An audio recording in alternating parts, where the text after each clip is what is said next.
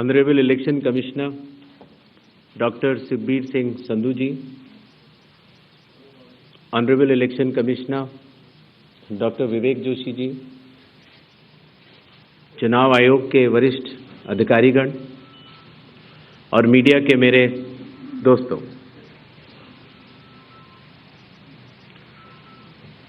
सबसे पहले चुनाव आयोग मतदाताओं के नाम एक संदेश देना चाहता है। भारत के संविधान के अनुरूप भारत का हर नागरिक जो 18 वर्ष की आयु पूरी कर चुका हो, उसे मतदाता अवश्य बनना चाहिए और मतदान भी अवश्य करना चाहिए। आप सभी जानते हैं कि कानून के अनुरूप हर राजनीतिक दल का जन्म चुनाव आयोग में रजिस्ट्रेशन से ही होता है। तो फिर चुनाव आयोग उन्हीं राजनीतिक दलों में भेदभाव कैसे कर सकता है? चुनाव आयोग के लिए न तो कोई विपक्ष है, न तो कोई पक्ष है, सब समकक्ष हैं। चाहे किसी भी राजनीतिक दल का कोई भी हो, चुनाव आयोग अपने संवैधानिक कर्तव्य से पीछे नहीं हटेगा। पिछले 2 दशकों से लगभग सभी राजनीतिक दल मतदाता सूची में त्रुटियों के सुधार के लिए मांग करते रहे हैं और इसी मांग को पूरा करने के लिए ही चुनाव आयोग ने गहन पुनरीक्षण अर्थात स्पेशल इंटेंसिव रिवीजन SIR की शुरुआत बिहार से की है।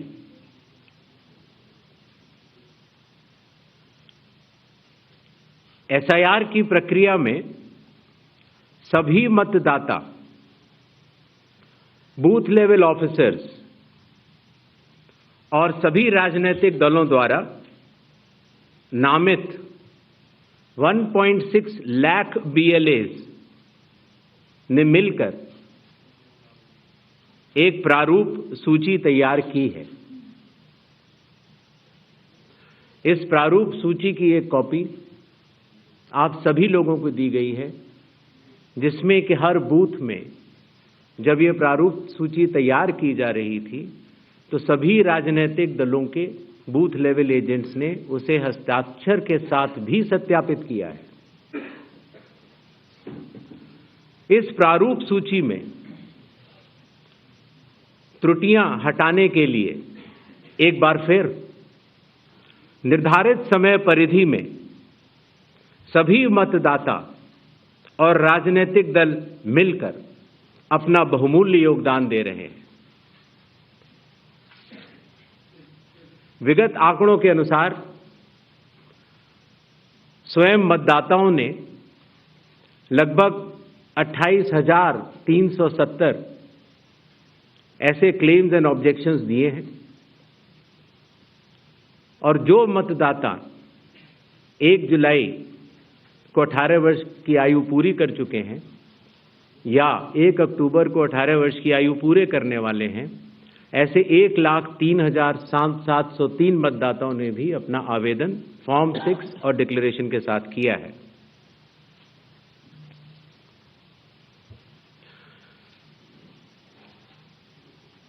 और इन क्लेम्स एंड ऑब्जेक्शंस के लिए, इन त्रुटियों को हटाने के लिए बिहार के SIR में 1 अगस्त से 1 सितंबर का समय निर्धारित है।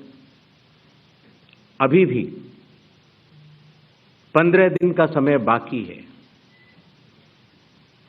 चुनाव आयोग सभी राजनीतिक दलों को उनके द्वारा नामित बूथ लेवल एजेंट्स को,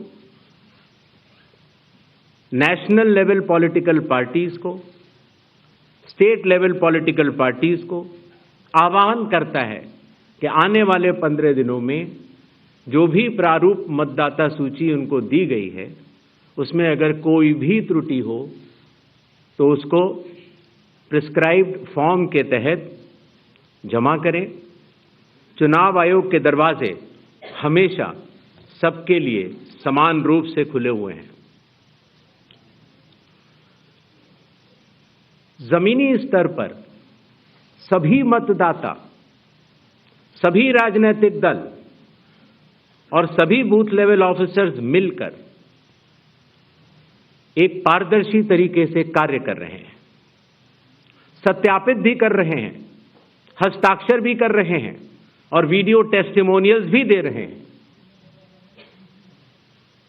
यह एक गंभीर चिंता का विषय है कि राजनीतिक दलों के जिला अध्यक्षों और उनके द्वारा नामित बीएलएस के ये सत्यापित दस्तावेज, टेस्टिमोनियल्स, उनकी आवाज, उनके स्वयं के राज्य स्तर के या राष्ट्रीय स्तर के नेताओं तक या तो पहुंच नहीं पा रही है और या फिर जमीनी सच को नजरअंदाज करते हुए भ्रम फैलाने की कोशिश की जा रही है। सत्य तो यह है कि कदम से कदम मिलाकर सभी स्टेक होल्डर्स बिहार के एसआईआर को पूर्ण रूप से सफल बनाने के लिए कटिबद्ध हैं, प्रयत्न कर रहे हैं और कठिन परिश्रम कर रहे हैं। जब बिहार के 7 करोड़ से भी अधिक मतदाता चुनाव आयोग के साथ खड़े हैं तो न तो चुनाव आयोग की साख पर कोई प्रश्न चिन्ह खड़ा हो सकता है और न ही मतदाताओं की साख पर। कानून के अनुसार अगर समय रहते मतदाता सूचियों में त्रुटियां साझा न की जाएं, मतदाता द्वारा अपना प्रत्याशी चुनने के 45 डेज के भीतर माननीय उच्च न्यायालय में चुनाव याचिका दायर न की जाए और फिर वोट चोरी जैसे गलत शब्दों का इस्तेमाल करके जनता को गुमराह करने का असफल प्रयास किया जाए तो यह भारत के संविधान का अपमान नहीं तो और क्या है। जहां तक कि मशीन रीडेबल मतदाता सूची का सवाल है, माननीय सुप्रीम कोर्ट 2019 में ही कह चुका है कि यह मतदाता की निजता का हनन हो सकता है। Voter privacy can be breached. हमने कुछ दिन पहले देखा कि कई मतदाताओं की फोटो उनकी अनुमति के बिना मीडिया के समक्ष रखी गई, उनके ऊपर आरोप लगाए गए, उनका इस्तेमाल किया गया। क्या अपनी माताओं, बहुओं, बेटियों सहित किसी भी मतदाता की सीसीटीवी वीडियो चुनाव आयोग को साझा करनी चाहिए क्या?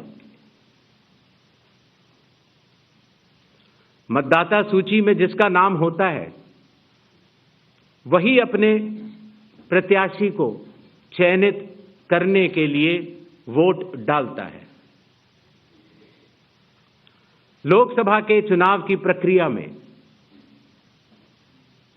1 करोड़ से भी अधिक कर्मचारी, 10 लाख से भी अधिक बूथ लेवल एजेंट्स, 20 लाख से भी अधिक प्रत्याशियों के पोलिंग एजेंट्स चुनाव के लिए कार्य करते हैं। इतने सारे लोगों के समक्ष इतनी पारदर्शी प्रक्रिया में क्या कोई भी मतदाता वोट की चोरी कर सकता है? कुछ मतदाताओं द्वारा दोहरे मतदान के आरोप लगाए गए। सबूत मांगने पर जवाब नहीं मिला। ऐसे मिथ्या आरोपों से न तो चुनाव आयोग डरता है और न ही कोई मतदाता।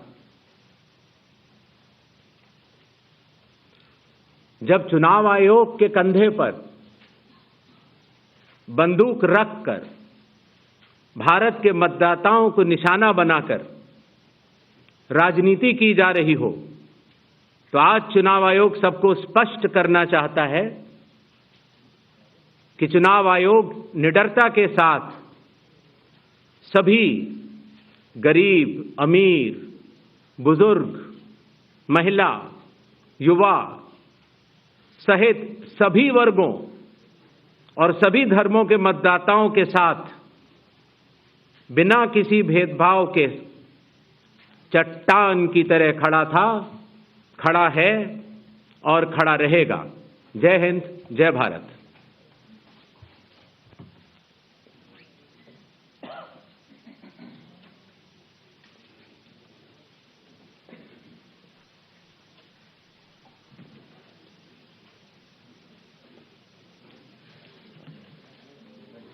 Mic, please.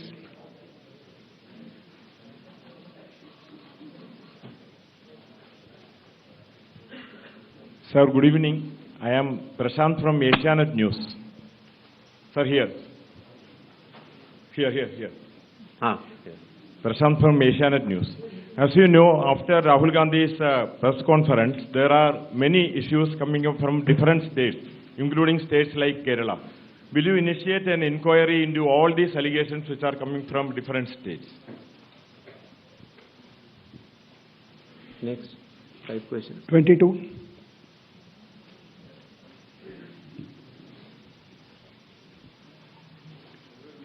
Sir. Please. Yeah. Hi. Please. Yeah. Go ahead. Yeah. Sir, Aishwarya Paliwal from Ashtak and India Today. Sir, 2 questions. First, sir, a lot of political parties have asked certain questions, but do you think all those questions are actually pointing towards the need for SIR? So, second question is arrangements. What arrangements you've made for the vulnerable groups? Because a lot of people are asking senior citizens, migrants, marginalized. So, if you can focus on that, sir. Okay. 163. Sir, Shriparna from the Hindu newspaper. Sir, during door-to-door survey and enumeration, how many Nepali, Bangladeshi and Myanmarese nationals were found by BLOs? Does the Election Commission have any figures? 80. I'm coming, sir. We have enough time, sir. 80. Ganesh Kumar ji, how are you? I think you are well.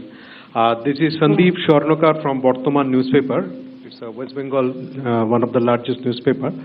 मेरा question ये है कि बिहार के बाद बंगाल में कब SIR शुरू हो रहा है? 164.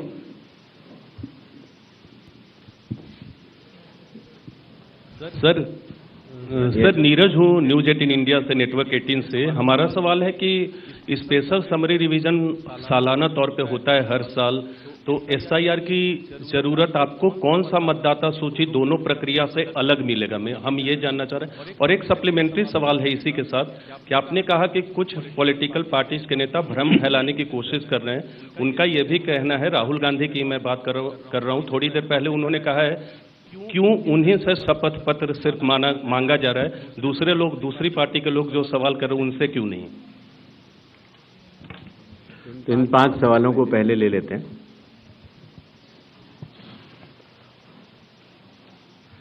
हमारे सारे मीडिया बंधुओं के माध्यम से मैं देश के मतदाताओं को ये बतलाना चाहता हूं कि जब भी मतदाता सूची का रिवीजन होता है तो उसकी प्रक्रिया वही होती है जो मैंने आपको अभी शुरू में बताई। अर्थात सबसे पहले बूथ लेवल ऑफिसर्स और BLAs राजनीतिक दलों के BLAs मिलकर एक ड्राफ्ट तैयार करते हैं और उसके बाद सभी राजनीतिक दलों को और उसी असेंबली कॉन्स्टिट्यूएंसी के मतदाताओं को यह अधिकार होता है कि वो उसमें त्रुटियां सुधारने के लिए आवेदन कर सके।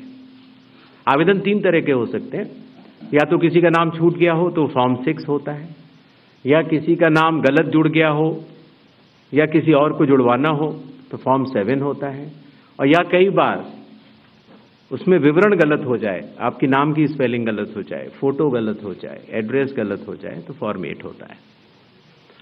तो ये क्लेम्स एंड ऑब्जेक्शंस का जो पीरियड होता है ये बहुत महत्वपूर्ण होता है और इसमें सभी राजनीतिक दलों की भागीदारी और मतदाताओं की भागीदारी भी आवश्यक होती है। जब ये सारे क्लेम्स एंड ऑब्जेक्शंस आ जाते हैं तो उसके बाद जो उस इलाके का SDM होता है, जिसको कई जगहों पर इलेक्टोरल रजिस्ट्रेशन ऑफिसर भी बोलते हैं, जो कि स्टेट गवर्नमेंट का एक अधिकारी होता है, वो उस पर एक निर्णय लेता है और निर्णय करने के बाद एक अंतिम सूची का प्रकाशन करता है। ये प्रक्रिया में आपके माध्यम से सभी मतदाताओं को बताना चाहता हूं, जिससे कि उन्हें भी सनद रहे कि पूरी प्रक्रिया होती क्या है। तो एक बार जब SDM की तरफ से अंतिम सूची प्रकाशित कर दी जाती है, और याद रहे कि प्रारूप अर्थात ड्राफ्ट सूची भी पॉलिटिकल पार्टी से शेयर की जाती है और अंतिम सूची भी पॉलिटिकल पार्टी से शेयर की जाती है, और आजकल चूंकि तकनीकी का जमाना है तो वेबसाइट पर भी इलेक्शन कमीशन की अवेलेबल होती है। इसके बाद भी अगर कोई भी त्रुटि रह जाए तो उस जिले के DM के पास एक अपील होती है, और अगर DM से भी उस त्रुटि का समाधान न निकले तो उसके ऊपर उस प्रदेश के चीफ इलेक्टोरल ऑफिसर के पास एक अपील होती है। जो अंतिम सूची प्रकाशित हो जाती है उसके ऊपर हो जाते हैं चुनाव। जब चुनाव होते हैं तो पॉलिटिकल पार्टीज अपने कैंडिडेट्स को खड़ा करती हैं और उन कैंडिडेट्स को यह सूची एक बार फिर दे दी जाती है कि इस सूची के ऊपर मतदान होगा, और ये सूची मतदान केंद्रवार दी जाती। इस प्रक्रिया के बाद जब चुनावी मतदान होता है तो मतदान केंद्र के अंदर हर प्रत्याशी को यह अधिकार होता है कि वो पोलिंग एजेंट्स को नामित करे, और वही सूची पोलिंग एजेंट्स के पास भी होती है। तो उदाहरण के तौर पर जब हमारा कोई मतदाता जब मतदान करने जाता है तो पोलिंग एजेंट्स देखते हैं, और अगर कोई गलत व्यक्ति जा रहा है या कोई 2 बार जा रहा है तो उसके ऊपर ऑब्जेक्शन भी कर सकते हैं। मतदान प्रक्रिया समाप्त होने के बाद मतगणना होती है, और मतगणना के बाद रिटर्निंग ऑफिसर रिजल्ट्स डिक्लेयर कर देते हैं। ये एक डिसेंट्रलाइज्ड कंस्ट्रक्ट है। संविधान के अनुसार ये पूरी जिम्मेदारी चुनाव आयोग की है, लेकिन लोक प्रतिनिधित्व कानून के तहत चुनाव आयोग तो एक छोटा सा 800 लोगों का एक समूह है, तो लोक प्रतिनिधित्व कानून के तहत चीफ इलेक्टोरल ऑफिसर, हर जिले का डिस्ट्रिक्ट कलेक्टर, जिसको डिस्ट्रिक्ट इलेक्टोरल ऑफिसर भी कहा जाता है, हर असेंबली कॉन्स्टिट्यूएंसी का इलेक्टोरल रजिस्ट्रेशन ऑफिसर जो कि SDM भी होता है, बूथ लेवल ऑफिसर्स, ये सभी के सभी सिर्फ इसी काम के लिए चुनाव आयोग के पास डेपुटेशन पर भी रहते हैं, सिर्फ मतदाता सूची और मतदान कराने के लिए। तो जब रिटर्निंग ऑफिसर रिजल्ट डिक्लेयर कर देता है, उसके बाद भी कानून में प्राविधान है कि आप 45 डेज के अंदर आप उच्च न्यायालय जाकर एक चुनावी याचिका दायर कर सकते हैं और चुनाव को चैलेंज कर सकते हैं। जब यह प्रक्रिया 45 दिन समाप्त हो जाते हैं, उसके बाद इस तरह के निराधार और आरोप लगाना चाहे वो केरल हो, चाहे वो कर्नाटक हो, चाहे वो बिहार हो, जब 45 दिन चुनाव के बाद पूर्ण हो चुके हैं और किसी भी दल को, किसी भी कैंडिडेट को कोई भी गलती नजर नहीं आई, तो आज इतने दिनों के बाद इस तरह के निराधार आरोप लगाना, उनका उद्देश्य क्या है, ये सारे मतदाता और देश की जनता पूरा समझती है। जहां तक स्पेशल इंटेंसिव रिवीजन की जरूरत क्यों पड़ी और स्पेशल इंटेंसिव रिवीजन में और नॉर्मल जो रिवीजन हर साल होता है, दोनों में क्या फर्क है, ये बहुत अहम सवाल है। पिछले 20 सालों में हर साल रिवीजन होता रहा और जो एनुअल रिवीजन होता है उसमें साधारण तौर से एब्सेंटी, शिफ्टेड और एक जिसे कहते हैं कि एक रैंडम तरीके से उसका रिवीजन कर लिया जाता है।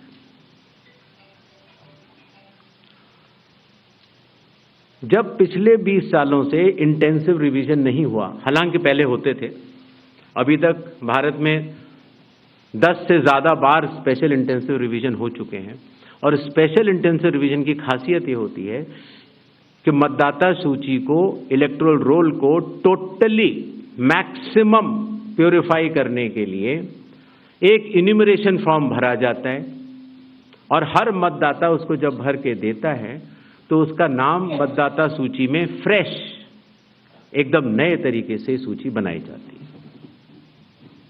और ये इंटेंसिव रिवीजन इसलिए भी आवश्यक हो गया, एक तो सभी राजनीतिक दलों की लगातार शिकायतें आती जाती हैं कि साहब वहां पर वोट बढ़ गए, वहां पर वोट कट गए, इन लोगों का वोट सही बना, इन लोगों का वोट गलत बना।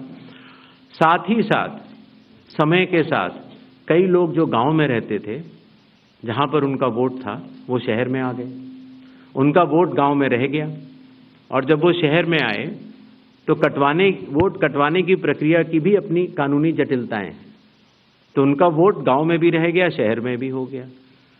और आजकल आपको पता है, जैसे जैसे भारत का विकास होता जा रहा है, वैसे वैसे लोग शहर छोड़ के भी दूसरे शहरों में भी जाते हैं। मुझे आशा है कि जितने हमारे मीडिया बंधु हैं वो भी शायद किसी न किसी दूसरे शहर को छोड़ के यहाँ पर आए होंगे, तो जब वो यहाँ रहने लग जाते हैं तो उनका वोट यहाँ भी बन जाता है। तो इस तरह से करते करते एक व्यक्ति के जाने या अनजाने में कई जगह वोट रह गए। तो मतदाता सूची को शुद्ध करने के लिए इन्यूमरेशन फॉर्म एकमात्र रास्ता रह जाता है, क्योंकि मैं आपको एक उदाहरण भी देता हूं। जैसे मान लीजिए श्रीपर्णा चक्रवर्ती जी हैं, उनका पहला वोट था श्रीपर्णा चक्रवर्ती के नाम से, दूसरा वोट जब वो दूसरी बार उन्होंने भरा तो उन्होंने भर दिया एस चक्रवर्ती। पिताजी का नाम मुझे पता नहीं है, माफ करें, लेकिन ए बी चक्रवर्ती भरा। अगली जगह जब उन्होंने भरा तो उन्होंने कहा कि नहीं, अखिल बी चक्रवर्ती। तो यह असंभव हो जाता है जानना कि ये दो व्यक्ति एक हैं कि नहीं। तो एक ही तरीका है कि उसके लिए इन्यूमरेशन फॉर्म जारी किए जाएं और एक व्यक्ति एक बार में एक ही इन्यूमरेशन फॉर्म भरेगा, जिससे कि मतदाता सूची का शुद्धिकरण भी होगा। अगर उनका नाम गलत लिख गया है तो वो भी वो सही कर सकते हैं, अगर उनकी फोटो ठीक नहीं है तो वो भी सही कर सकते हैं, अगर उनका पता ठीक नहीं है, माता पिता का नाम ठीक नहीं है तो वो भी ठीक कर सकते हैं। तो ये रही एसआईआर की आवश्यकता। एसआईआर में डोर टू डोर जाना पड़ता है।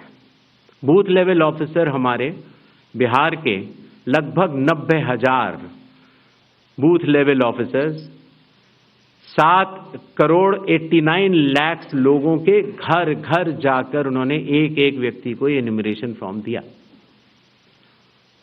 जो लोग मृत पाए गए या जो लोग घर पे नहीं थे, जो पड़ोसियों ने कहा या उनके घर वालों ने कहा कि ये परमानेंटली शिफ्ट हो गए हैं, या जिन लोगों ने कहा कि नहीं साहब मैं तो पहले ही दूसरी जगह एन्यूमरेशन फॉर्म भर चुका हूं, अर्थात उसका नाम 2 जगह था, ऐसे लोगों के फॉर्म वापस नहीं मिले और 7 करोड़ 24 लाख फॉर्म वापस मिले 30 दिन के अंदर। इनमें से एक सवाल ये था कि कितने नेपालीज हैं और कितने बांग्लादेशीज। पहली बात तो मैं स्पष्ट कर देना चाहता हूं कि भारत के संविधान के अनुसार सिर्फ भारत का नागरिक ही एमएलए और एमपी का चुनाव कर सकता है। किसी और कोई अधिकार, किसी और देश के नागरिक को यह अधिकार प्राप्त नहीं है। अगर ऐसे लोगों ने इन्यूमरेशन फॉर्म भरा है तो एसआईआर की प्रक्रिया में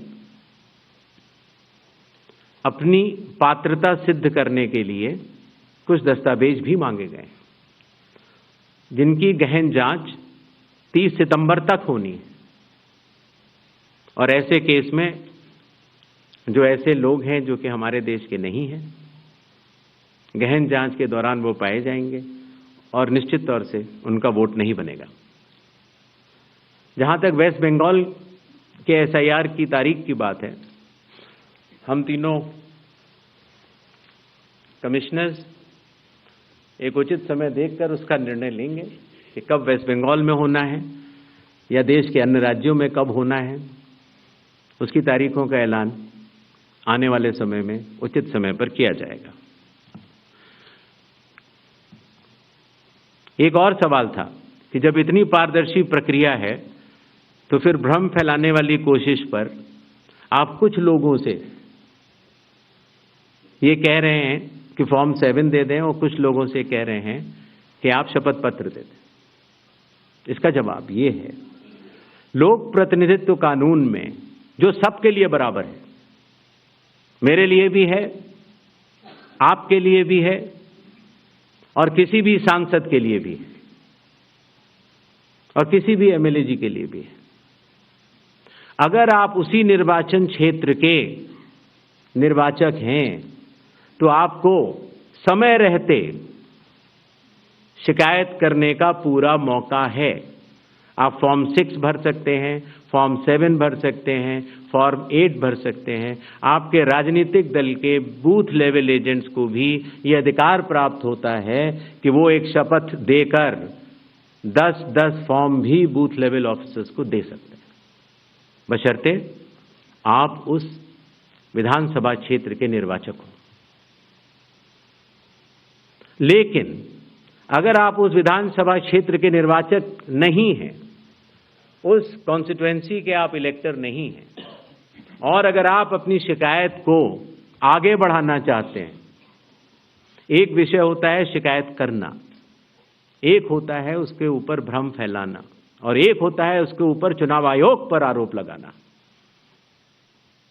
तो ग्रेडेड रिस्पांस के तहत अगर आप उस क्षेत्र के निर्वाचक नहीं हैं तो आपके पास एकमात्र कानून में विकल्प है, और वो है रजिस्ट्रेशन ऑफ इलेक्टर रूल्स, रूल संख्या 20, sub clause 3, sub clause B, जो ये कहता है कि अगर आप निर्वाचक नहीं हैं उस विधानसभा क्षेत्र के तो आप एक विटनेस के तौर पर अपनी शिकायत दर्ज करा सकते हैं, और इलेक्टोरल रजिस्ट्रेशन ऑफिसर को आपको एक ओथ देनी होगी, और वो ओथ जिस व्यक्ति के खिलाफ आपने शिकायत की है उसके सामने एडमिनिस्टर करानी होगी। ये कानून शायद इस सदन में बैठे सभी लोगों के जन्म के पूर्व का बना हुआ है और सबके लिए बराबरी तौर से लागू है।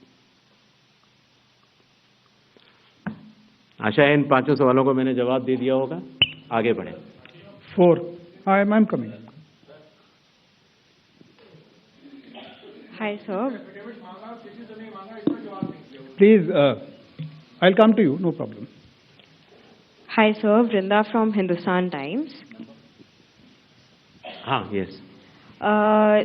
So first question is that initially when the draft electoral rolls were uploaded on the website, these were machine readable and searchable as well. The size was smaller, the pictures were clearer. But soon after Rahul Gandhi's press conference, the roles were updated and they were changed into non-machine readable, non-searchable low quality pictures. So was that because a lot of searches were being conducted in these roles? And secondly, why is the dual Epic ID issue there in Bihar, despite the commission saying back in May that, we have resolved it across the country? 76. Sir मैं मुकेश कौशिक हूँ दैनिक भास्कर से। Sir आपने देखा होगा कि Rahul Gandhi leader of opposition ने central Bengaluru की constituency के तहकीकात की और ढेर सारे आरोप लगाए। उनका कहना था कि फेक सस्पिशियस वोटर बन रहे हैं, मैनिपुलेटेड हैं, मास एडिशन हुए हैं। इसके 2-3 दिन बाद ही बीजेपी के पावरफुल लीडर अनुराग ठाकुर जी ने प्रेस कॉन्फ्रेंस की और उन्होंने कहा कि उनके पास कंक्रीट प्रूफ हैं कि कंक्रीट प्रूफ है इस बात के कि lakhs of suspicious voters, duplicate voters, fake addresses, age manipulation, mass addition have been found in Wayanad, Raebareli and other constituencies. देश की 2 बड़ी राजनीतिक पार्टियां ये आरोप लगा रही हैं कि fake voters, bogus voters, manipulation of age, duplicate voters ये मौजूद हैं। तो आप कितना सहमत हैं और इन आरोपों के आप क्या जांच कोई कराएंगे? 196. Hi, I'm coming. Shri Gyanesh Kumar, मेरा नाम परंजॉय गुहा ठाकुरता है, मैं फ्रीलांस जर्नलिस्ट हूँ। Paranjoy Guha Thakurta. Sir, few questions. इतना हड़बड़ी में आपको SIR करने का क्या जरूरत है जब बाहर चल रहे बिहार में बारिश के समय, और समय बहुत लोग कह रहे हैं बहुत कम है। आपको सुप्रीम कोर्ट ने आदेश किया 14 तारीख के दिन, आपको मशीन रीडेबल जो 65 लाख लोग का नाम नहीं है तो आपको देना पड़ेगा। इससे पहले आपने क्यों नहीं दिया? आखिरी सवाल है कि महाराष्ट्र में जो 40 लाख नया वोटर आए हैं और लोग कह रहे हैं कि पहला बार महाराष्ट्र के इतिहास में, भारतवर्ष के इतिहास में वोटर ज़्यादा और 18 साल उम्र के लोग कम, और 5 बजे के बाद बहुत लोग वोट दिया। तो ये सारे जवाब मुख्यमंत्री देवेंद्र फडणवीस दे रहे हैं, राजनीतिक दल का नेता दे रहे हैं। चुनाव आयोग अभी तक खामोश थे, क्यों? 279.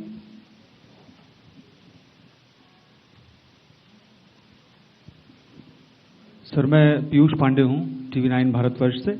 मेरा सवाल ये है कि AI और डीप फेक जैसे तकनीकी खतरे भी मंडरा रहे हैं, राजनीतिक दल उसका प्रयोग भी कर रहे हैं।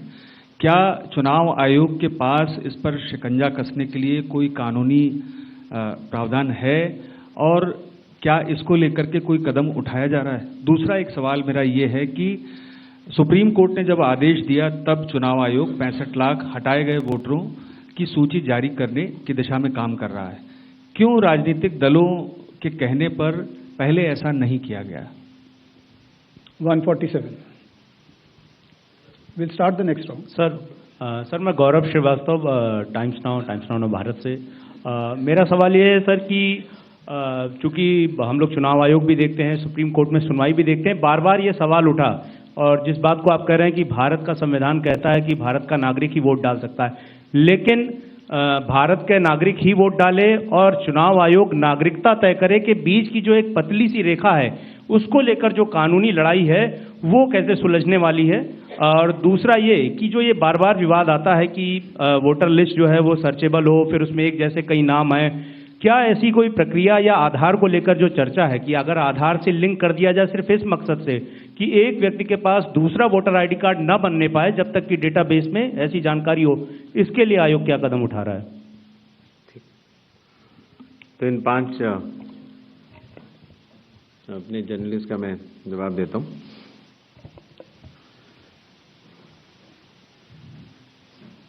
मशीन रीडेबल मतदाता सूची और सर्चेबल मतदाता सूची, दोनों में हमें अंतर समझना होगा। जो चुनाव आयोग की वेबसाइट में मतदाता सूची होती है उसमें आप एपिक नंबर डाल के सर्च कर सकते हैं, डाउनलोड भी कर सकते हैं। इसको मशीन रीडेबल नहीं कहा जाता। मशीन रीडेबल के ऊपर मैंने आपको शुरुआती उसमें बताया था कि 2019 में माननीय सुप्रीम कोर्ट ने भी इस विषय का गहन अध्ययन किया और ये पाया कि मशीन रीडेबल इलेक्टोरल रोल देने से वोटर की प्राइवेसी का हनन हो सकता है। इसलिए मशीन रीडेबल एक अलग चीज़ है। जो मशीन रीडेबल का अर्थ ये होता है कि आप उस इलेक्टोरल रोल को पढ़ भी सकते हैं। उसमें अगर आपके पास कंप्यूटर पे वो सूची आ गई तो आप ये फ़ोटो उठा के दूसरी जगह भी डाल सकते हैं। अगर आपने एक व्यक्ति की फ़ोटो दूसरी जगह डाल दी और पलट दी तो वो व्यक्ति वोट ही नहीं कर पाएगा, क्योंकि जब वो वोट करने जाएगा तो उसका चेहरा नहीं मिलेगा। तो मशीन रीडेबल एक अलग चीज़ है, मशीन रीडेबल वर्जित है। तो उसको आप, और ये चुनाव आयोग का अकेला फैसला नहीं है, ये चुनाव आयोग का फैसला माननीय सुप्रीम कोर्ट के जजमेंट के बाद है और 2019 से है। तो मशीन रीडेबल अलग चीज़ हो गई और एक लिस्ट को सर्च करना वो एक अलग विषय हो गया। जब आप एक लिस्ट को सर्च करते हैं तो उसमें एक सवाल यह आया था कि डुप्लीकेट एपिक की समस्या चुनाव आयोग ने जब पहले सॉल्व कर ली तो इस तरह के डुप्लीकेट एपिक दोबारा कैसे आए। डुप्लीकेट एपिक दो तरीके से हो सकते हैं। एक कि एक व्यक्ति जो वेस्ट बंगाल में है, जो व्यक्ति अलग है, उसका एक एपिक नंबर है, और एक व्यक्ति जो हरियाणा में है उसका एपिक नंबर भी वही है। अर्थात एपिक नंबर 1 व्यक्ति 2। जब ये सवाल उठा लगभग मार्च 2025, जब हम लोगों ने उसके ऊपर चर्चा की और उसको हम लोगों ने पूरे देश भर में सुलझाया, लगभग ऐसे 3 लाख लोग मिले जिनकी एपिक संख्या 1 थी। तो उनकी एपिक संख्या बदल दी गई, जिससे एक ही एपिक से 2 लोग न हो, एक ही नंबर के 2 लोग न हो। दूसरी तरह की डुप्लीकेसी ऐसे आती है जब एक ही व्यक्ति का एक से ज्यादा जगह मतदाता सूची में नाम हो और उसका एपिक नंबर अलग हो। अर्थात व्यक्ति 1 एपिक अनेक। पहली वाली स्थिति ये थी एपिक 1 व्यक्ति अनेक। तो एपिक 1 व्यक्ति अनेक की समस्या तो चुनाव आयोग ने पहले सुलझा ली, लेकिन जब ये विषय आया कि एक ही व्यक्ति और उसके कई एपिक्स हैं, तो कुछ केसेस में जब शिकायत आई तो हम लोगों ने तहकीकात की तो ये समझ में आया कि जो व्यक्ति, जैसे मैंने आपको बताया था कि अगर वो गांव में रहता था तो वहाँ उसका एक जगह नाम था, फिर वो शहर में आया, फिर वो वहाँ से चलते चलते दिल्ली या बम्बई पहुँच गया और उसने अपना पुराना नाम डिलीट नहीं कराया। पहले ये संभव नहीं था। 2003 से पहले नाम अगर आपको पुरानी जगह से कटवाना है तो कोई वेबसाइट नहीं थी इलेक्शन कमीशन की जिसमें एक ही जगह सारा डेटा हो, हर स्टेट। तो अगर आप पटना से चल के दिल्ली आ चुके हैं और आप पटना का वोट कटवाना चाह रहे थे तो आप एक पत्र लिख सकते हैं। अब उस पत्र के ऊपर कार्रवाई हुई, आपने सही जगह भेजा, नहीं भेजा और आपका वहाँ वोट नहीं कटा, आप दिल्ली आ चुके, आपका यहाँ नया मतदाता सूची में नाम आ गया, आपके पास एक नया एपिक नंबर है।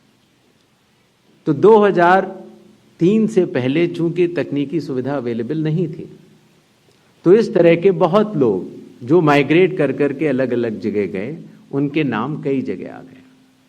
फिर एक ये सवाल उठा कि फिर उसको आज की तारीख में तो वेबसाइट है, कंप्यूटर है, उसको आप सेलेक्ट करके हटा सकते हैं। लेकिन वही मैं बात आपको बताना चाह रहा था, चुनाव आयोग मतदाताओं के साथ चट्टान की तरह खड़ा होता है। अगर किसी के कहने से मैं आपका वोट काट दूं या किसी के कहने से मैं ये मानूं कि पीयूष जी के नाम के, अगर आपको अंदाज़ा न हो तो अगर पीयूष जी के नाम को अगर आप 100 करोड़ में सर्च करेंगे तो आपको हजारों लोग मिलेंगे। अब कौन से पीयूष जी का नाम काटा जाए, कौन से पीयूष जी 2 हैं ये? तो अगर इसको जल्दीबाजी में किया जाएगा तो किसी भी मतदाता का नाम गलत कट सकता है, आपकी जगह किसी और का कट जाए। इसलिए शायद पिछले 20 सालों में टेक्नोलॉजी तो थी, लेकिन टेक्नोलॉजी का उपयोग करके किसी का मतदाता सूची से नाम काटा जाए, ये गलत होगा। और इसीलिए चुनाव आयोग ने ऐसा नहीं किया। और इसकी या तो व्यक्ति खुद कर सकता है तो कोई आपत्ति नहीं है, और या फिर स्पेशल इंटेंसिव रिवीजन के जरिए जब ये एन्यूमरेशन फॉर्म बनेगा तो पीयूष पांडे जी के पास ही फॉर्म पहुंचेगा। अगर उनके पास दूसरा फॉर्म पहुंच जाएगा तो एक ही पे दस्तखत करेंगे और डुप्लीकेट वोट की समस्या का निदान हो जाएगा। एसआईआर में हड़बड़ी क्यों? यह भी एक भ्रम फैलाया जाता है। आप लोग मुझे बताएं कि चुनाव से पहले मतदाता सूची शुद्ध करनी चाहिए या चुनाव के बाद? चुनाव से पहले। और यह बात चुनाव आयोग नहीं कह रहा है, यह बात लोक प्रतिनिधित्व कानून कह रहा है कि हर चुनाव से पहले आपको मतदाता सूची शुद्ध करनी होगी। यह चुनाव आयोग का कानूनी दायित्व है। फिर यह बात आई कि 7 करोड़ से ज्यादा बिहार के मतदाताओं तक क्या चुनाव आयोग पहुंच पाएगा? हकीकत आपके सामने है। जब 24 जून से यह कार्रवाई शुरू हुई तो यह पूरी प्रक्रिया लगभग 20 जुलाई तक ही समाप्त हो गई। फिर यह बात आई कि साहब जुलाई में क्यों? उस समय मौसम अच्छा नहीं होता। तो आपकी जानकारी के लिए मैं बताना चाहता हूं कि बिहार में इसके पहले भी 2003 में एसआईआर हुआ था और उसकी तारीख थी 14 जुलाई से 14 अगस्त, और तब भी सफलतापूर्वक हुआ था। और इस बार भी सफलतापूर्वक सबके एन्यूमरेशन फॉर्म्स वापस आ गए। एक और सवाल पूछा गया कि माननीय सुप्रीम कोर्ट के कहने से हम लोगों ने ये मशीन रीडेबल फॉर्मेट क्यों दिया? माननीय सुप्रीम कोर्ट ने ये स्पष्ट कहा है कि हर जिले की अलग वेबसाइट बनाई जाए और हर जिले की वेबसाइट पर एपिक नंबर से सर्च होने वाली सूची रखी जाए। और आपको ये जानकर हर्ष होगा कि 56 घंटों के अंदर चुनाव आयोग ने उसका अनुपालन किया है और हर जिले की वेबसाइट की सूची आप सबको जो फोल्डर दिया गया है उसमें है, आप भी सर्च कर सकते हैं। जहां तक आपके पास जो फोल्डर दिया गया उसमें एक वो भी मिनट्स मौजूद है 20 जुलाई के, जहां पर अगर आप खोलेंगे तो उसमें आप पाएंगे कि हर बूथ पर booth level officer, booth level agent, sarpanch सबने मिलकर ये दस्तखत करके सूची बनाई कि ये लोग मृत पाए गए हैं, उनका एपिक नंबर भी है, उनका नाम भी है, और ये लोग स्थायी रूप से स्थानांतरित पाए गए हैं, उनका नाम भी है, और इन लोगों का इन्यूमरेशन फॉर्म या इन लोगों का नाम एक जगह से ज्यादा है वो भी है। आप उस सूची को देखें तो ऐसा नहीं है कि चुनाव आयोग ने ये लिस्टें साझा नहीं की थी, लेकिन चूंकि इसका अंतिम निर्णय अभी ईआरओ ने नहीं लिया था, इसीलिए ये सूचियां राजनीतिक दलों को दे दी गई थी। और कुल मिला के जिन लोगों के इन्यूमरेशन फॉर्म नहीं आए वो 1 अगस्त को जब ड्राफ्ट लिस्ट दी गई थी राजनीतिक पार्टियों को, वो भी दस्तावेज आपको दिए गए हैं जिसमें कि हर पॉलिटिकल पार्टी ने साइन करके ये लिस्ट ली है, जिसमें कहा है कि ये वाले नाम तो आ चुके हैं प्रारूप सूची में और ये वाले नाम नहीं आए हैं। हर जिला प्रेसिडेंट ने उस लिस्ट को सत्यापित किया है 1 अगस्त को और अपने टेस्टिमोनियल्स भी दिए हैं। तो ये सूचना और भी लोगों तक पहुंचे, आप तक भी पहुंचे। चुनाव आयोग तो पारदर्शिता का स्वागत करता है और ये बहुत ही अच्छी बात है। शायद इससे अगर कुछ लोग जो छूट गए हों, अगर वो नाम दे पाएं तो चुनाव आयोग का तो नारा है हर पात्र मतदाता को सूची में लाना है और हर अपात्र मतदाता को सूची से हटाना है। तो उस उद्देश्य में ये हमारी मदद कर रहा है। एआई और डीप फेक हमारे लिए वास्तव में चुनौती है। अभी कल किसी एक ट्विटर हैंडल पर एक एआई जनरेटेड वीडियो थी जो कि सत्य से परे, लेकिन इस तरह की चुनौतियों का सामना करने के लिए चुनाव आयोग तो भरसक प्रयास करेगा, लेकिन कानून के दायरे में ही रहकर कर सकता है।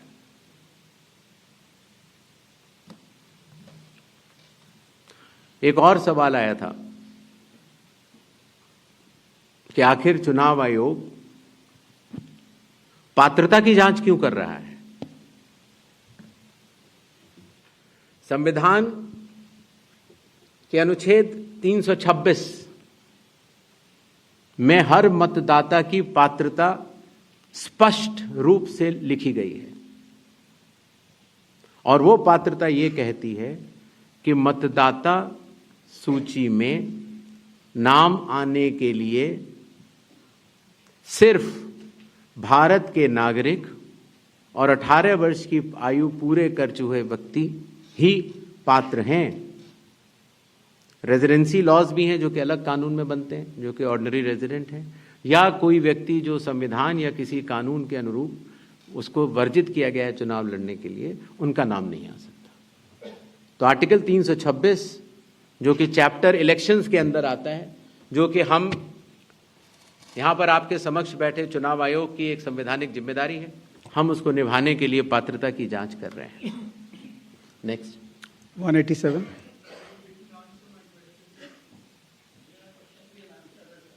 Will come back.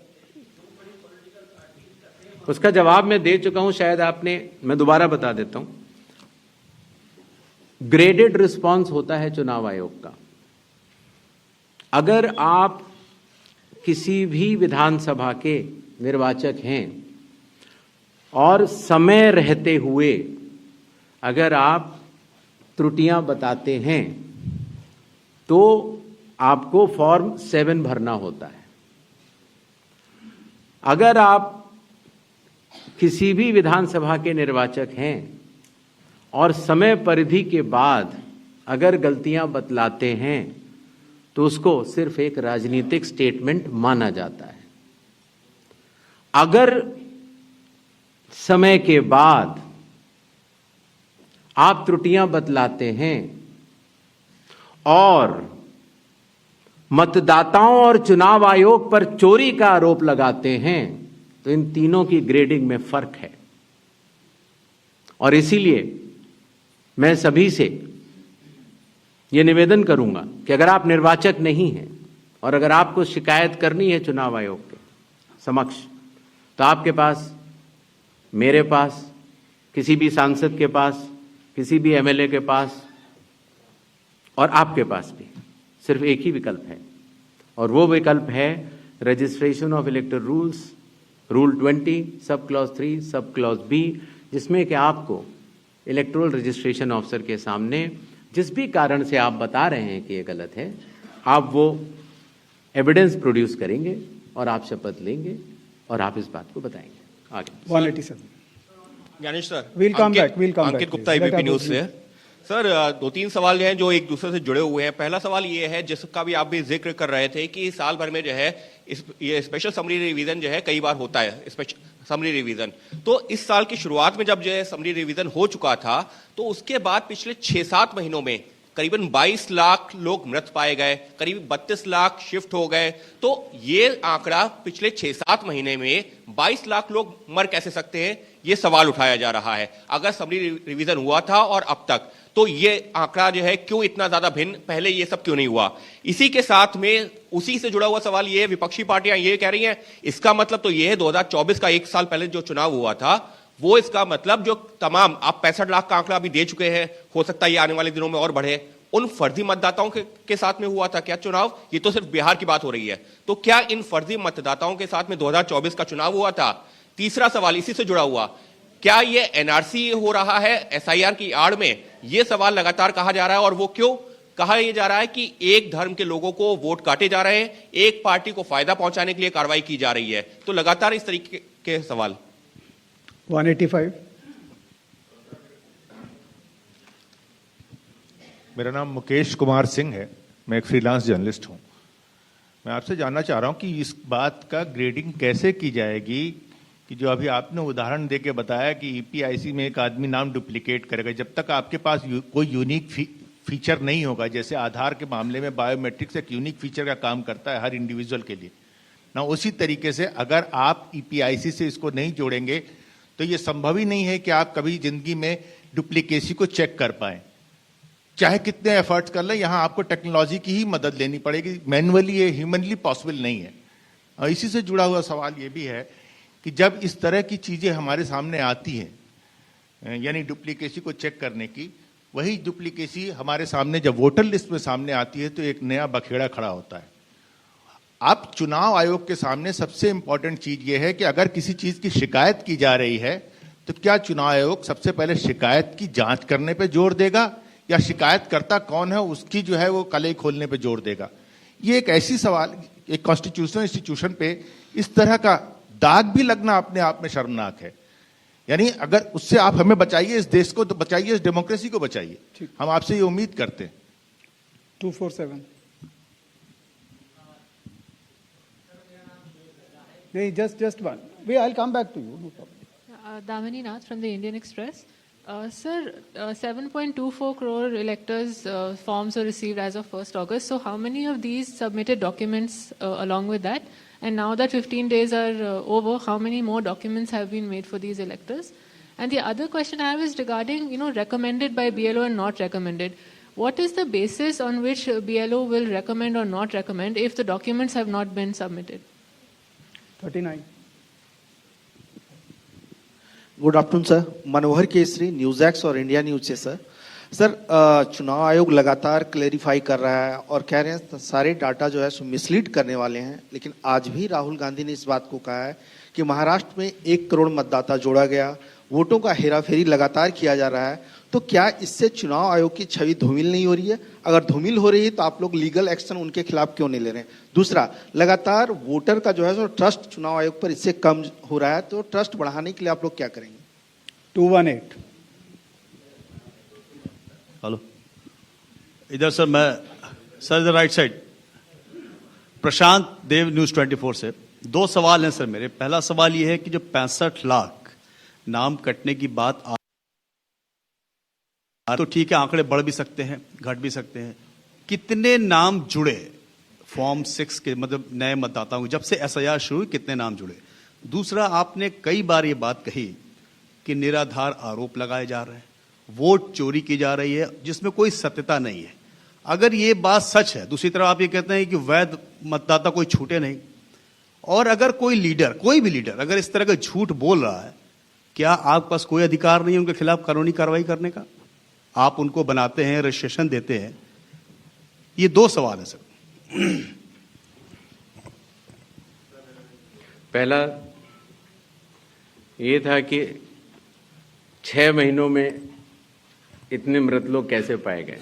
शायद इसका जवाब मैं पहले दे चुका था कि पिछले 20 सालों से जब ये नॉर्मल रिवीजन होता है तो घर घर जाकर इन्यूमरेशन फॉर्म नहीं दिया जाता है, और शायद इसलिए कई बार जब घरों में किसी की मृत्यु हो जाती है तो वो इन्फॉर्मेशन बीएलओ के पास कैसे आएगी? तो बीएलओ के पास अगर उस परिवारजनों ने न बताई तो बीएलओ के पास संभव नहीं होगा। इसीलिए 22 लाख मतदाता कोई 6 महीने में मरे हुए नहीं हैं। ये वो मृत मतदाता हैं जो लगभग पिछले 20 सालों में रिकॉर्ड करने से छूट गए, और इन्यूमरेशन फॉर्म की वजह से ये सत्य सामने आ रहा है।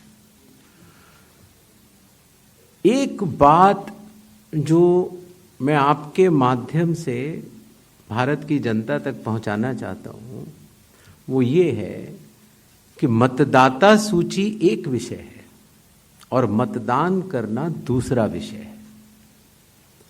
मतदाता सूची में किसी का नाम गलत आ सकता है, अगर बूथ लेवल ऑफिसर से गलती हुई हो या राजनीतिक दलों ने उस पर ध्यान न दिया हो, तो किसी भी व्यक्ति का नाम मतदाता सूची में गलत आ सकता है।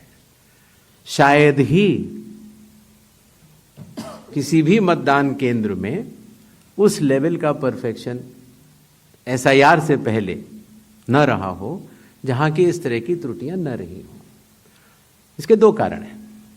एक तो हमारे बूथ लेवल ऑफिसर्स की जो ट्रेनिंग अब हम लोगों ने दिल्ली में शुरू की है और उसके साथ साथ उनके दायित्व को उनको समझाना। आपको अंदाज होगा कि कितने बूथ लेवल ऑफिसर्स हैं इस देश में? 10.5 लाख। तो 10.5 लाख बूथ ऑफिसर्स इस गुणवत्ता के साथ काम करें, प्रयत्न पूरा होता है, लेकिन कुछ गलतियां रह जाती हैं। अब वो गलतियां सुधारी कैसे जाएं? तो उन गलतियों को सुधारने के लिए ही चुनाव आयोग ने जिन जिन राजनीतिक दलों को मान्यता दी है, उन दलों को ही यह अधिकार दिया है कि आपके जिला अध्यक्ष बूथ लेवल एजेंट्स को नामित कर सकते हैं और वो उनको सूची भी दी जाएगी और वो उसको शुद्ध भी कर सकते हैं। बूथ लेवल एजेंट्स भी उसी बूथ में रहने वाला व्यक्ति होता है। तो ये हमारी एक साझा जिम्मेदारी है, मतदाता की, बूथ लेवल ऑफिसर अर्थात चुनाव आयोग के पास जो डेपुटेशन पर अधिकारी है उसकी, और राजनीतिक दलों की।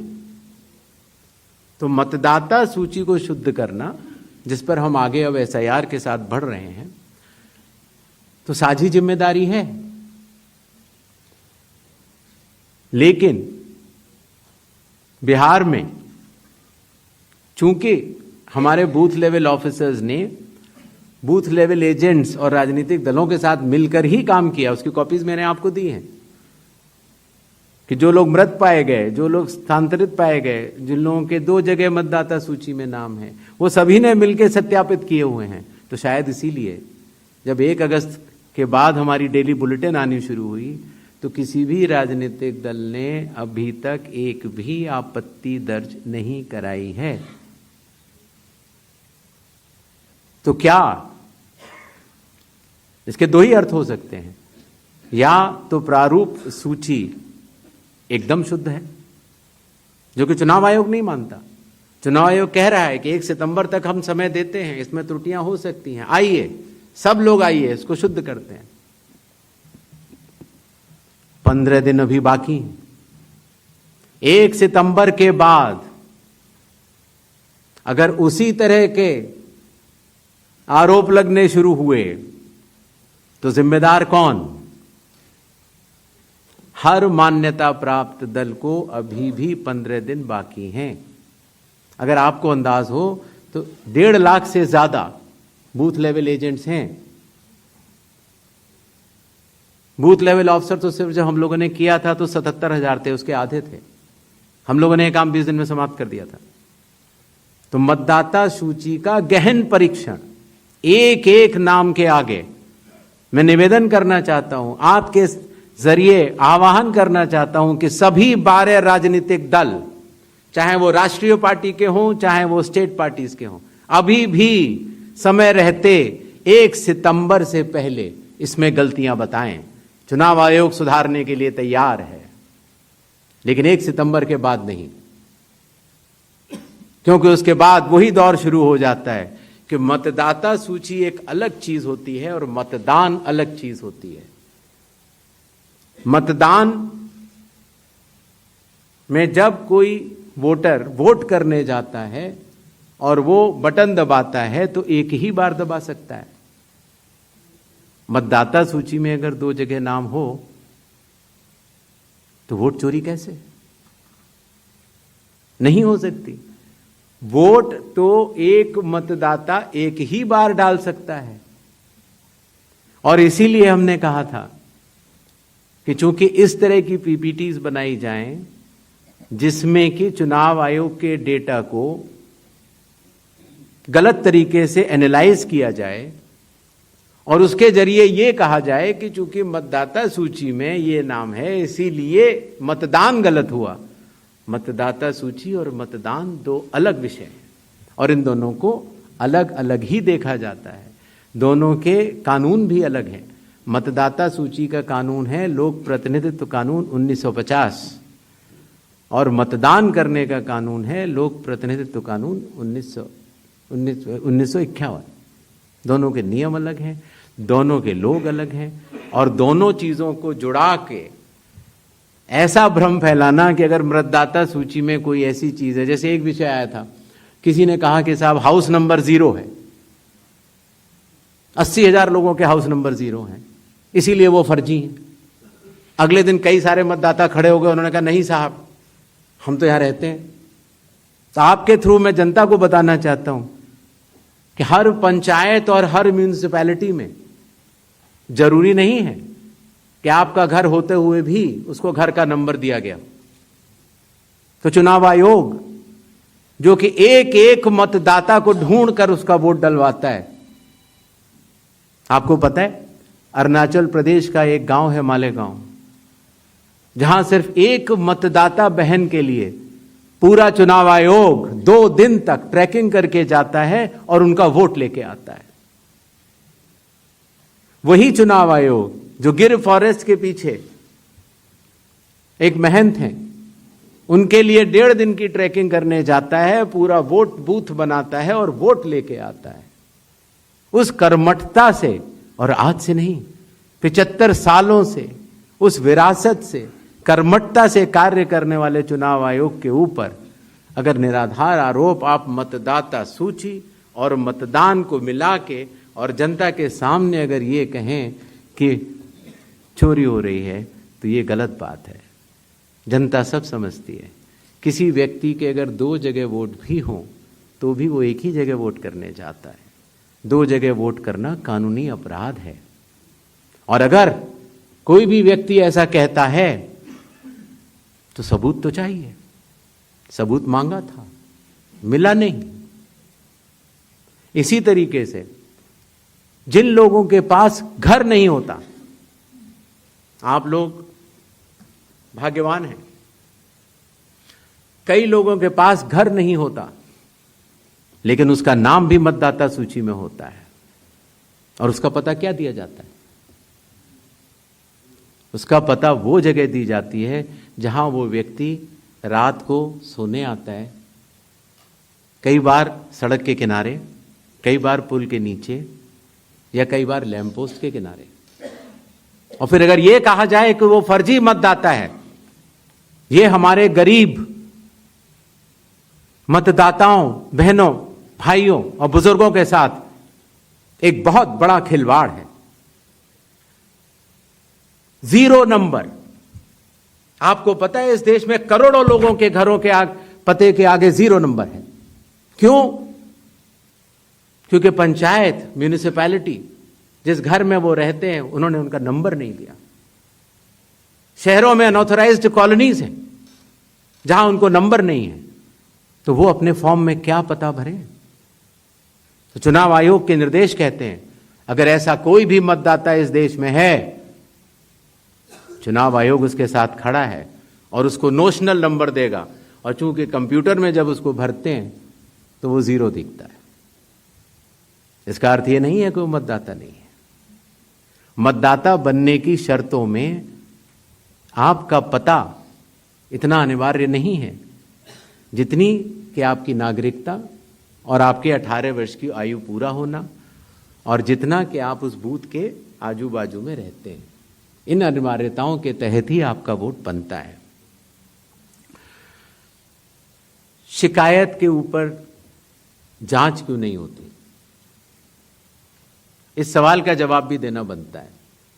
अगर मीडिया में किसी एक व्यक्ति के बारे में शिकायत आ जाए तो चुनाव आयोग कहता है कि नियम में तो नहीं है लेकिन कर लेनी चाहिए।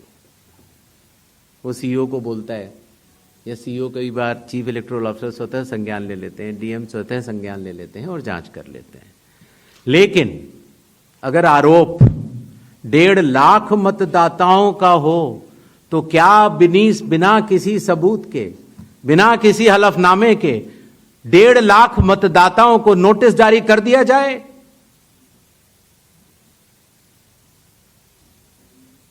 क्या यह न्याय संगत होगा? कानून में न प्रावधान है, न कोई शपथ पत्र है, न कोई एविडेंस है, न कोई सबूत है, तो क्या 1.5 लाख नोटिस जारी करके उन मतदाताओं को एसडीएम के दफ्तर में बुलाया जाए और यह कहा जाए कि आप फर्जी हैं? क्या मतदाता चुनाव आयोग से यह नहीं पूछेगा कि आपके पास क्या सबूत है?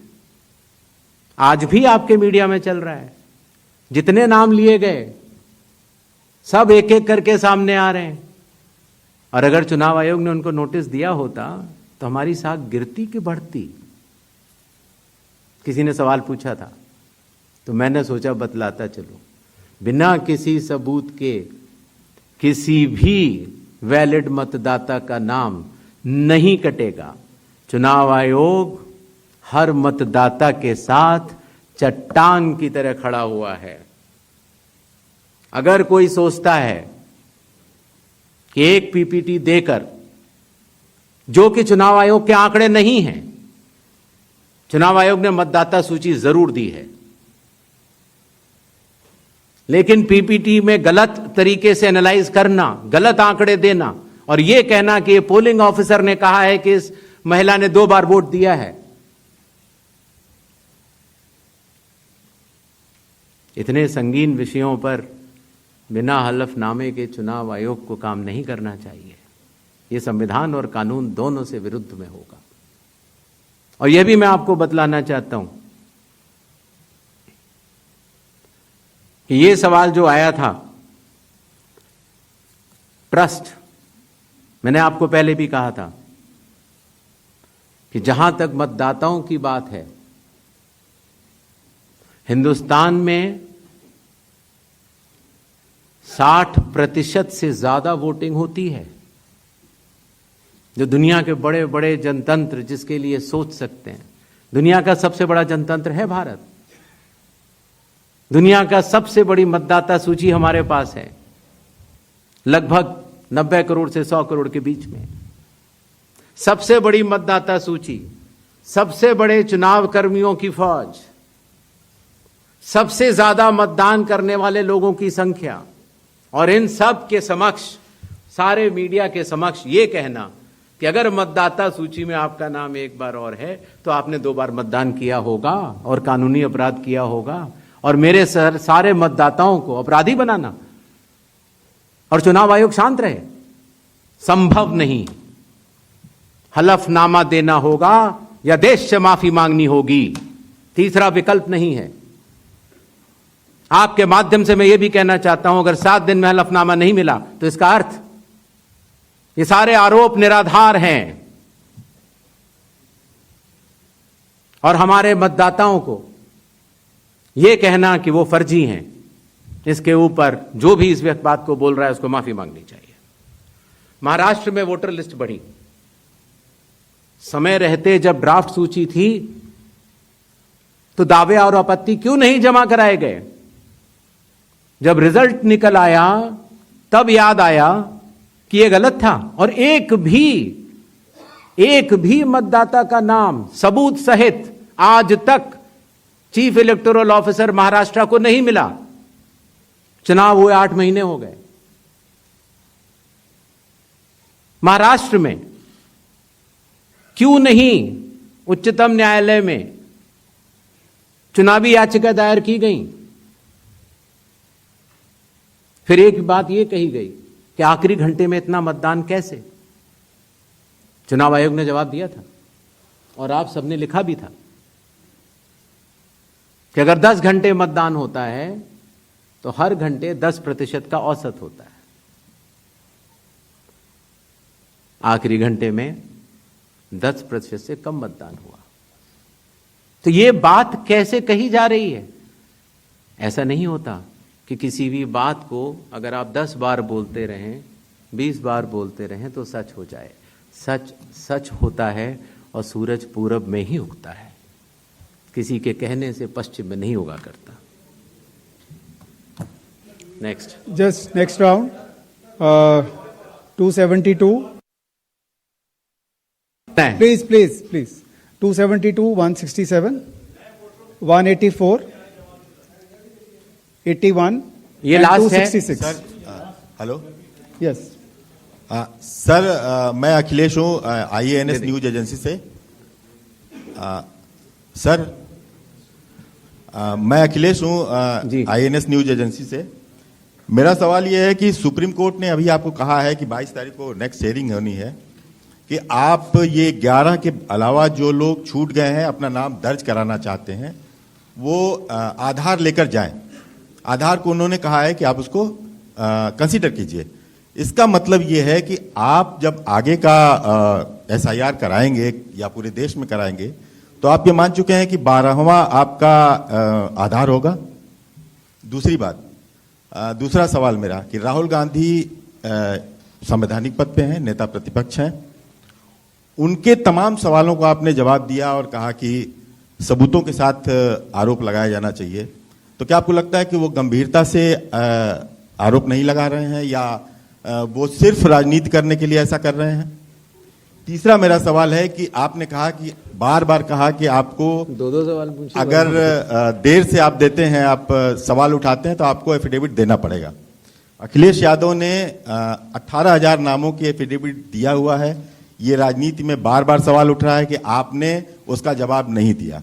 ये 3 सवाल हैं सर मेरे। ठीक। Yes. Please ask one question only. Sir. Please restrict yourself to one question. बता। सर, संजय शर्मा आज तक से। मेरा सवाल यह है कि आयोग ने राहुल गांधी से कहा कि वो हलफनामा दें, उसके बगैर कार्रवाई नहीं होगी। बीजेड ने सवाल उठाया है, बीजेडी ने 2024 के लोकसभा चुनाव के पहले। सुन नहीं पाया, जरा दोबारा बोल दीजिए। संजय शर्मा आज तक से हूं। मेरा सवाल, आयोग नया जरूर है, सवाल पुराना है, लेकिन सवाल उससे जुड़ा है क्योंकि आप भी RP एक्ट की दुहाई देते हैं और संविधान की। तो 2024 के लोकसभा चुनाव के बाद बीजेडी ने यह कहा कि उन्होंने हलफनामा देकर उड़ीसा में मतदाता सूची में गड़बड़ी की शिकायत आपसे की थी, तो उसमें अब तक क्या कार्रवाई हुई है वो अगर आप बता सकें तो सही होगा। और दूसरा, लोग टाइमिंग को लेकर सवाल उठा रहे हैं, एक तरफ राहुल गांधी की प्रेस कॉन्फ्रेंस है, दूसरी तरफ मुकाबले में चुनाव आयोग की। क्या चुनाव आयोग रथ का टूटा पहिया लेकर कृष्ण की तरह? आगे बताएं। हाँ, भाषा देखिए, भाषा अच्छी रहे तो अच्छा लगता है जी। सर 184। मैं इंडिया टीवी से शोएब रजा। मेरा सवाल सर ये है कि बिहार में जो ड्राफ्ट की सत्यता की जांच हो रही है, बाद में जो सर्टिफिकेट दिए जा रहे हैं, ऐसी बहुत बड़ी आबादी है, हम गए थे बिहार में, जो वो दस्तावेज 11 के 11 में से एक भी नहीं दे पा रहे। अभी हम देख रहे थे कि उनमें से मूल निवास प्रमाण पत्र के लिए एक होड़ मची हुई है बनाने की, आधार से ही बन रहा है वो भी। तो उन लोगों के लिए मुश्किल ही हो रहा है कि जो 15 दिन का अब समय बचा है उसमें भी अगर वो मूल निवास प्रमाण पत्र या इस तरह कोई सर्टिफिकेट नहीं बनवा पाते और एक बड़ी आबादी ऐसी रह जाती है जिसकी सत्यता नहीं होती, तो उनके लिए आप लोग क्या करेंगे? 266 इधर दीजिए। 266। Sir, Anubhuti Bishnoi from the Economic Times. So I'll repeat this question because you haven't replied to that one. 7.2 crore enumeration forms have come in. How many have come in without any of the 11 documents? I told her I'll reply. Yes. 81. Sir, second, sir, in 2004 when intensive revision was carried out, it's an EC order which clearly states that Arunachal and Maharashtra are being left out of intensive revision because polls are due, assembly polls are due within months. But the Election Commission this time has set aside that principle for Bihar. If you could explain that. Okay. Third, when you took over as CEC, you have identified political parties as a key stakeholder. And you've also held rounds of meetings and consultations with them. Do you think, given the kind of criticism SIR has drawn, maybe there should have been a wider consultation with political parties before embarking on such a massive exercise? Sir, मैं Manish Agarwal Navbharat times से। हाँ sir, जैसा कि आपने कहा राहुल गांधी के बारे में कि हलफनामा देना होगा या देश से माफी मांगनी होगी 7 दिन के अंदर, नहीं तो हम मानेंगे सारे आरोप निराधार हैं। अगर राहुल गांधी ऐसा नहीं करते हैं तो क्या भ्रम की स्थिति ऐसी देश में फैली रहेगी? चुनाव आयोग अपने स्तर पे क्या इस बात को कंफर्म करेगा कि जो वोटर लिस्ट हमारी है वो बिल्कुल ओके है और आरोप निराधार हैं? सेकंड इज, जो SSR हर साल होता है सर, जैसे बिहार की बात करें तो 22 साल बाद हो रहा है, तो 3 साल वोटर हर साल जुड़े, 65 लाख अगर वोटर, तो क्या हमारी चुनाव आयोग की कोई जिम्मेदारी नहीं, जो हर साल SSR हो रहा है कि वे कैसे एटलीस्ट डेड वोटर कैसे जुड़ रहे हैं हर साल, तो क्या उनकी भी कोई जवाबदेही बनती है सर? Thank you. पहली बात, That's okay, that's please. पहली बात ये दोबारा आई कि साहब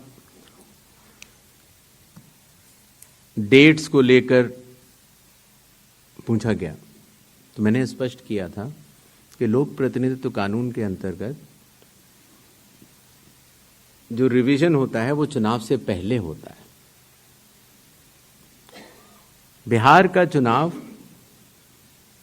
22 नवंबर 2025 से पहले संपन्न किया जाना है, क्योंकि बिहार की जो हमारी विधानसभा है उसकी कालावधि वहां समाप्त हो रही है। हमारे पास 1 जनवरी 2025 का एक स्पेशली रिवाइज्ड किया हुआ एक रोल था, इंटेंसिव नहीं था। आमूमन तौर से चुनाव से 6 महीने से अगर ज्यादा हो तो हम लोग को वोटर लिस्ट रिवाइज करनी चाहिए। तो अगर 1 जनवरी से 22 नवंबर तक हम रिवाइज नहीं करते तो इस 11 महीने से ज्यादा के अरसे में काफी त्रुटियां हो सकती थी। अगर हम 1 अप्रैल 4 ही तारीख को हो सकता है रिवीजन कानून के तहत, 1 जनवरी, 1 अप्रैल, 1 जुलाई और 1 अक्टूबर, तो उन्हीं तारीखों को जो 18 साल की उम्र प्राप्त करते हैं उनको वोट का अधिकार मिल जाता है। तो अगर हम 1 अप्रैल करते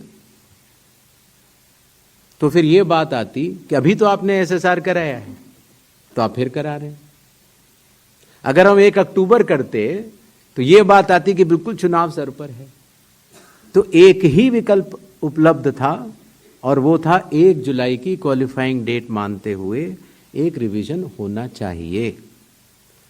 दूसरा विषय, तो इंटेंसिव रिवीजन क्यों, SSR क्यों नहीं? ये बात मैं आप लोग ही तो कह रहे हो कि SSR में इतना गहन परीक्षण नहीं हुआ, इसीलिए कई त्रुटियां पाई गईं जो कि अब इन्यूमरेशन फॉर्म से आ रही हैं। दरअसल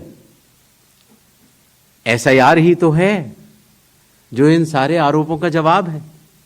अगर SIR में सब लोग मिलकर, सारी राजनीतिक पार्टियां मिलकर अगर मतदाता सूची को शुद्ध बनाने के लिए, राजनीतिक उद्देश्यों से परे जाकर राष्ट्र निर्माण के लिए, राष्ट्र सेवा के लिए अगर मतदाता सूची को शुद्ध बनाने के लिए काम करना चाहें तो आज भी बिहार में 15 दिन बाकी हैं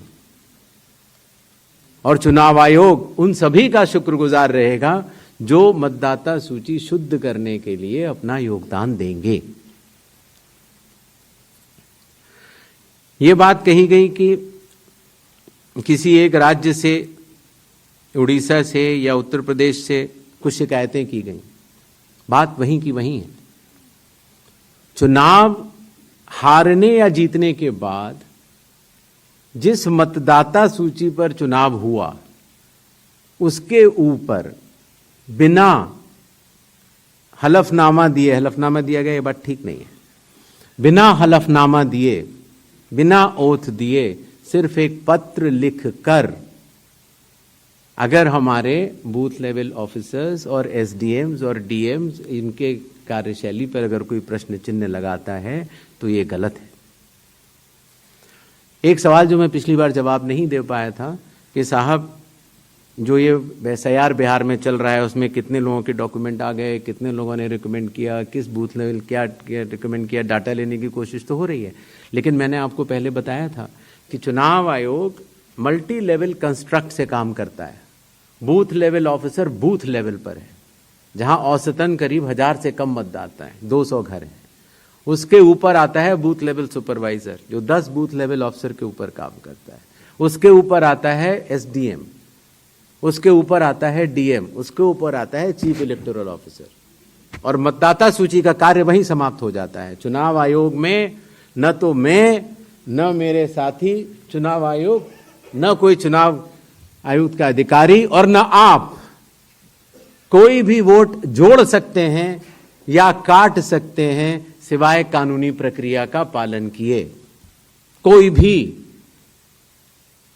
तो आपको इस बात को समझना होगा कि इस कंस्ट्रक्ट में, जो डिसेंट्रलाइज कंस्ट्रक्ट है, इसमें बूथ लेवल ऑफिसर ने जब किसी मतदाता से डॉक्यूमेंट्स लिए या उसने दिए तो कितने डॉक्यूमेंट्स लिए, क्या उसको रिकमेंड किया या नहीं किया, ये सारा विषय अभी भी एसडीएम स्तर पर विचाराधीन है, जिसका निर्णय 30 सितंबर तक आएगा।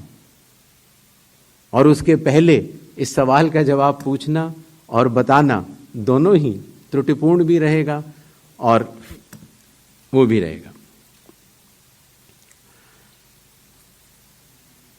अगर आप आधार के बारे में आपने बोला, माननीय सुप्रीम कोर्ट का स्पष्ट आदेश है कि जो लोग एग्रीव्ड हैं, जो लोग ड्राफ्ट सूची से एग्रीव्ड हैं, वो लोग अपने इन्यूमरेशन फॉर्म को आधार के साथ जमा कर सकते हैं और चुनाव आयोग उस बात को मानता भी है, उसका पालन भी करता है। आई होप आप सबके काफी प्रश्नों का हम लोग जवाब दे पाए होंगे। Thank you so much. Thank you. Please so much. join us for tea on the 4th floor. और जाने से पहले एक बार और आखिर 100 करोड़ की मतदाता सूची और बिहार के 7 करोड़ की मतदाता सूची में सवाल भी कई हैं और जवाब भी कई हैं। सच सुनने की क्षमता भी होनी चाहिए और समझने की क्षमता भी। तो मैं सिर्फ इतना कहना चाहता हूं जाने से पहले कि एक बार फिर आप सबके माध्यम से भारत के मतदाताओं को बहुत बहुत नमस्कार। और सभी राजनीतिक दलों से हम ये आह्वान करते हैं कि अभी भी प्रारूप सूची में कोई भी त्रुटि हो तो आगे आएं और हमें 1 सितंबर तक बताएं। 1 सितंबर के बाद बतलाने से कोई फायदा नहीं होगा। जय हिंद, जय भारत। Join us.